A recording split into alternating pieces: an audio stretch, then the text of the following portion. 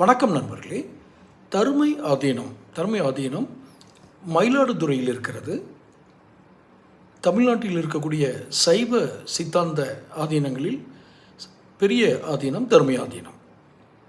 அவர்களுக்கு கீழ் நிறைய சிவன் கோயில்கள் இதெல்லாம் இருக்கிறது. அவர்கள் நிறைய மக்கள் நலப் பணிகளையும் செய்து வருகிறார்கள் அந்த ஆதீனம்.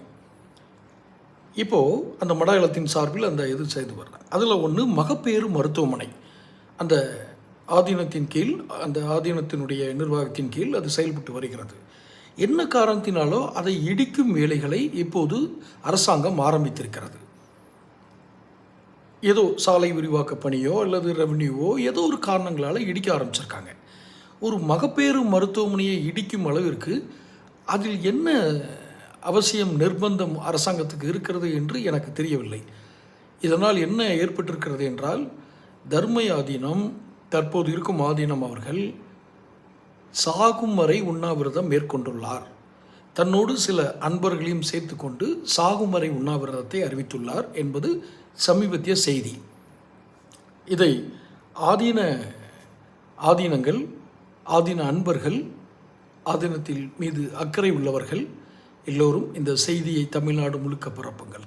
ஏன் அப்படி சொல்கிறேன் அப்படின்னா, தொடர்ந்து இந்த ஆதீனங்கள் மேலே மதுரை ஆதீனமாகட்டும், இந்த தருமபுரி ஆதீனமாகட்டும், இந்த ஆதீனங்கள் மேலே ஏதோ ஒரு வகையில் ஒரு காழ்ப்புணர்ச்சி, ஒரு ஒரு வழக்கு தொடுக்கிறது, இப்படியெல்லாம் தமிழ்நாடு அரசு கடந்த சில ஆண்டுகளாகவே செஞ்சிகிட்டு இருக்காங்க. அதில் மாற்றுக்கிறதே இல்லை. மதுரை ஆதீனத்தின் மேலே தொடர்ந்து அவங்களுடைய வழக்கு பதிவு பண்ணுறது, அவர்கிட்ட இந்த கன்ஃபெஷன் வாங்குறது.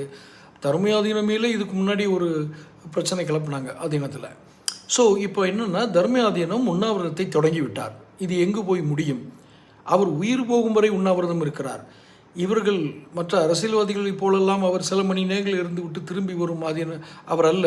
ஏனென்றால் அவர்கள் சைவ நெறிகளை வாழ்க்கை முறையாக பயன்படுத்தி வாழ்பவர்கள். பசி எப்படி அடங்க வேண்டும் அல்லது உயிர் எப்படி துறக்க வேண்டும் என்று தெரியும். இந்த பழிபாவத்தை அரசாங்கம் ஏற்றுக்கொள்ள வேண்டாம். ஒருவேளை அந்த உண்ணாவிரதத்தில் உயிர் போனால் தமிழக அரசுக்குத்தான் அந்த பெரும் பாவமும் பழியும் சேரும். தொடர்ந்து பேசுவோம். சேனல் சப்ஸ்கிரைப் பண்ணுங்கள், நோட்டிஃபிகேஷன் பில் பதிவு பண்ணுங்கள்.